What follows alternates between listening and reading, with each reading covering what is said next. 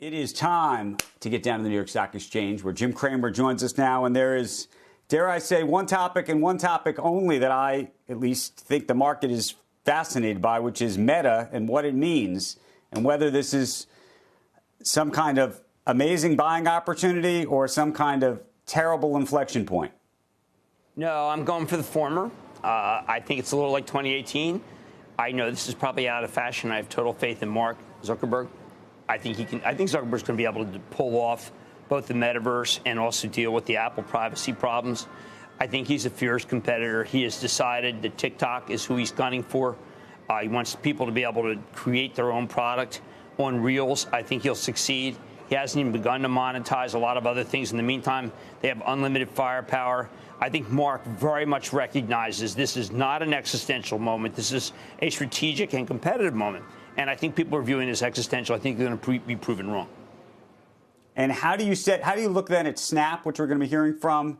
How do you look at what's happened at Twitter? I mean, do you think that there's been too much? If you're buying Meta, are you buying those too?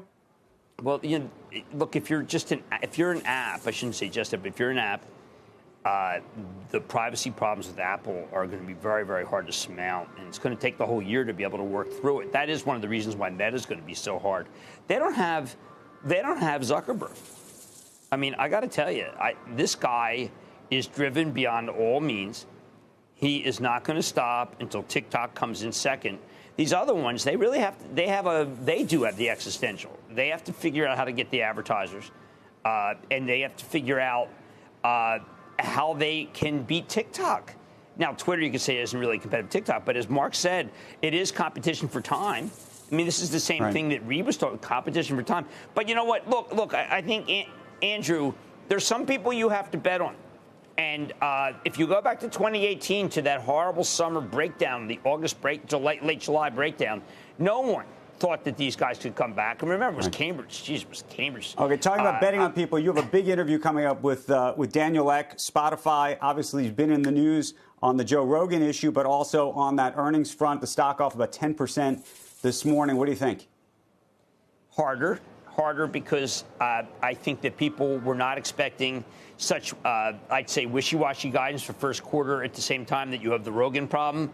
I have the way that I've been positioning my questions this morning, obviously we do that beforehand, is to be able to elucidate the notion that worldwide growth is still very, very good and that it's ahead of Netflix when it comes to what people were thinking about the near-term future.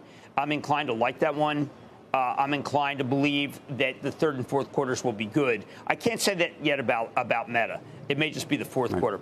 But I don't want to give up on these stocks. I do think that we need to start thinking about average users, about whether average users have any money. Shepard Smith here. Thanks for watching CNBC on YouTube.